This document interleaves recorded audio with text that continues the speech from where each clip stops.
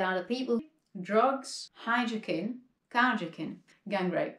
It's the gangs, the guns, the machetes. There are a lot of people with HIV. There's no sober people. Hello YouTube, welcome to my channel. This is part 2 of my trip to Papua New Guinea in 2014, and if you haven't seen part 1, I will put the link on the end of this video. So I will just crack on with the story. Part 1 finished with the family I stayed with on Fisherman's Island, dropping me at the airport in Port Moresby.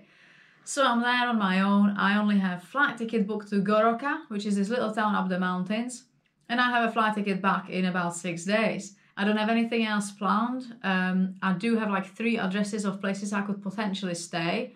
There is one hotel where I could stay, but ideally I would stay in this little, like a guest house with these locals, but I only have the address and nobody was answering the phone. There's no email, no website, nothing. So I just have this written down, and my plan is to just, get there and sort of walk somewhere and ask for accommodation. So I'm at the airport, at the gate. It's only a little airport, but it's still normal. So I'm just there. I have a sleeping bag in my hand and just like a backpack. And then there is this guy just like walking towards me. He's white. And he just comes to me and says, "What the fuck are you doing here?" And I'm just like, "Well, I'm going to Goroka." And he's just like, "What, you're here on your own?" I'm like, "Yeah." He's like, "With his sleeping bag, where are you gonna sleep?" I'm like, "I don't know yet. I'll find out when I get there." His name's Carol. He's from New Zealand. And he's like super shocked that I'm going there on my own. He just can't understand. He's never seen this in his life. He works in Papua New Guinea for quite a lot of years. And I found out that he lives in the same street in Queenstown where I used to live. And he's this helicopter engineer. So basically there's this big base of this helicopter company. And they're doing like seismic surveys and all sorts, what needs doing, like telecommunication and all this, what needs doing on all these islands. And the base is in Goroka. So they are always traveling like once a month. There will be like 4 weeks working there and then 4 weeks at home. So he's there with me on a plane, and he just keeps asking all these questions, and we just chatting. And he's just so shocked, like he's never seen this in his life, that somebody like that, like me, would be traveling there on my own. So we're on the plane, and then he's like, "You can't walk on your own, like from the airport. Like it's so dangerous. You just can't walk anywhere. Like just don't do it. I'll drop you off because I have a car on the airport, because they have also their own part of that little airport for the helicopters."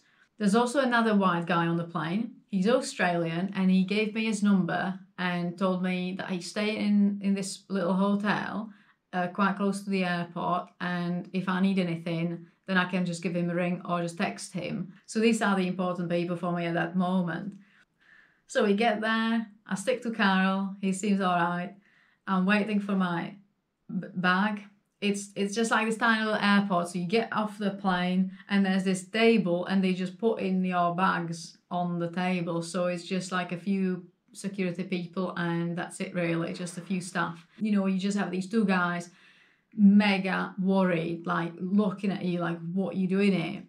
So that's sort of like, at the moment you just feel like, right, they live here, they work here, they know what's going on, and they're telling me, "Do not walk on your own out of the airport, just don't do it." So I grab my big backpack, jump in the car with Carol. So we get out of the airport. So obviously they open the gate, there's the razor wire thing, but it's fine, you're thinking it's the airport, so you sort of expect that.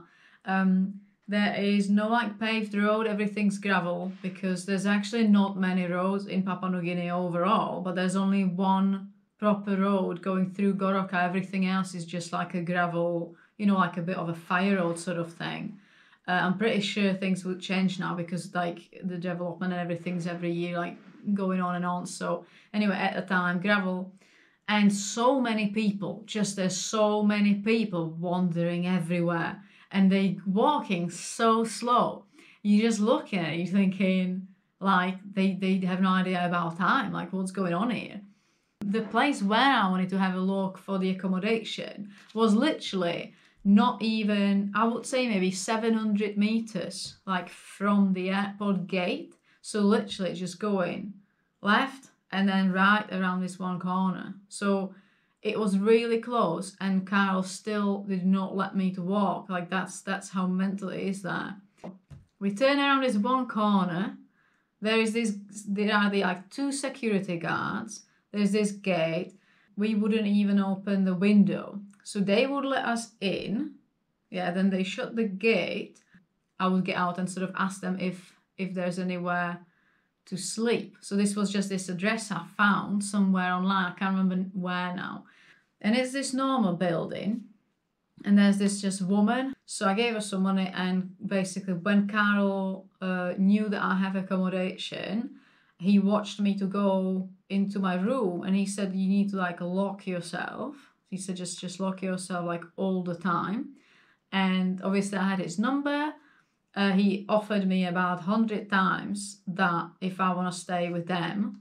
But I was like, I think it's just fine. Like, at least I'm in town and I can go for some food. Like, when he heard that I'm planning to go out shopping, he just was like, she's mental. Anyway, he's gone. And I'm in the room thinking, right, I need to get some food. So what I did straight away, I made like a plan, because I knew that I am just like 2 corners away from, there is supposed to be some sort of a shop, like a little shop. So I'm thinking, I'm gonna get out and I'm gonna make some friends and I'm gonna go with them shopping. So that's the plan. But you need to be ready.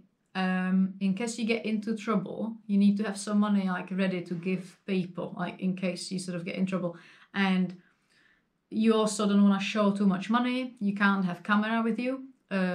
You don't want to have anything what they will sort of feel like they can steal from you. So that's why I maybe don't have that many pictures the very first day when I'm on my own. So I put some money in my socks. I put some money in my like a little belt thing. Then I had some money on my like little pockets and stuff. So sort of ready. I didn't take my camera with me, nothing, just the key from the room, and I went. So I walk out, the guards just got me, they just opened the gate and shut it behind me again. So there's like 2 security guards, and I don't know if I said it, razor wire, obviously. I get out, turn left, don't really see many people, and then as soon as I turn one corner, there's this like really busy street and there's a lot of people everywhere. And there's this woman on the floor selling these betel nuts. And I'm like, right, that's it. So I go to her and I pull out like not a lot of money, but like, let's say whatever it cost, I gave her like 5 times more for that. I just bought this betel nut, and I bought, the powder and the mustard stick, everything together. And I just used all the words I could like sort of remember from what the guys on Fisherman Island, taught me. So I sort of start talking to her. So there's this completely drugged woman, and she just like start chatting to me and being really friendly. So I'm very friendly, using all these words. Then she's talking to me like non-stop. I don't understand anything she's saying. But she's nice, like genuinely, you can sort of see it in her eyes if you like. So I buy these drugs of her. She leaves her little kid with the little, like a table with the drugs. Like they basically like sat on the floor. And so suddenly I have this friend. So she walks with me. As we're walking through this busy street where everybody's walking like 1 mile an hour, as the same speed as we walking at the time, you can't like, you just go like 1 step, another one. It's mad. Anyway, I walk with her, chatting with my new friend, and I just obviously told her with my beautiful pidgin that I want to buy some food.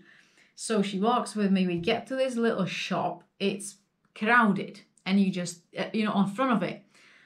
And this is like the situation what you're not supposed to be in, because in all these crowded places, people don't have anything to do, people are unemployed, like there's massive, like this like crazy rate of unemployment in Goroka. You don't want to be there, but you just need to get some food. So I stick with her and I go to the shop, and people are just absolutely staring at me like proper. And I'm just looking, like who's got knife and stuff. There's like a lot of people who, they probably have some knives with them. Go into the shop, and I just grabbed some tuna can or whatever, you know, just some food. And I grabbed this bag of rice and I'm just pointing it to her, saying I would like to buy it for her because I know they have to buy rice. There's this thing with rice there. So she's like, oh, brilliant. Oh, she didn't say brilliant, but that's what she thought. So I basically showed her that I would like to buy her food. So it's like buying a friend, but it works. So she's like, oh, brilliant. And then she started pointing at another 10 things. I'm like, yeah, you know, whatever. Just like grabbing a few bits off the shelf. It's just this tiny little shop. So she's got a lot of stuff. I have just like few, whatever, you know, few bits and bobs what I needed. And we get to this like tail sort of thing. And then you're thinking, right, now I need to pull out some money. And there's, you know, that everybody in the little shop is staring at you. They just stopped. They like stop and just like looking at you, and you're just thinking, oh my god, please somebody just don't start like shouting or something, because it would cause chaos and then it would just cause carnage. So we get out, she's got her bag of rice, which is good, and we sort of walk back around the block. So this is literally a trip for 2 hours, but it's just like walking around this little block where the little hotel is, where the Australian guy lives, and then back to my place. And the whole time this woman's just talking to me. I don't know what she's saying, but it was quite good. I've seen again this one massive car with these girls and people with guns, and you're just thinking, I don't know what's gonna happen here. I go back, that's when, you know, you get to your room, you lock it, and you're just like, oh, this massive relief that you like survived like an hour outside. So I'm at home and I messaged this Australian guy, because as we were walking with that woman, we actually walked around that little hotel where he stayed. So now I know exactly where it is. And for me, it would be normally 5 minutes walk, but in the speed of the society, it would be about half an hour. So get there. We just like sat downstairs chatting, and then he's explaining that he's some sort of a coach looking for like talent, because all these Papua New Guineans, you know, most of them walk really slowly, but there's some good athletes as well. But he basically like lives there for like quite a few months a year. I'm telling him that I am looking for somebody to take me to the jungle. Somebody who is from there, ideally, and just like, you know, stay or find who lives there or something. And he says, actually, there's this security guard in this hotel. He is the educated person who is originally from this tribe, from whatever, I don't know how many hours away from here, and his family still like lives there. So he basically said that he will try to find out if he could take me to the jungle to see his family. Then I'm just thinking, it's getting dark, like I really need to go. And then obviously what he did, he asked me if I want to, you know, stay in his room. But this was different. This was like, you know, that he just wants to have sex with me, obviously, because he haven't seen a white girl for a long time. And so you can tell all this from just talking to people. Like, you know, if it's just somebody trying to help you, which he did with the contact, but he also was horny, wasn't he?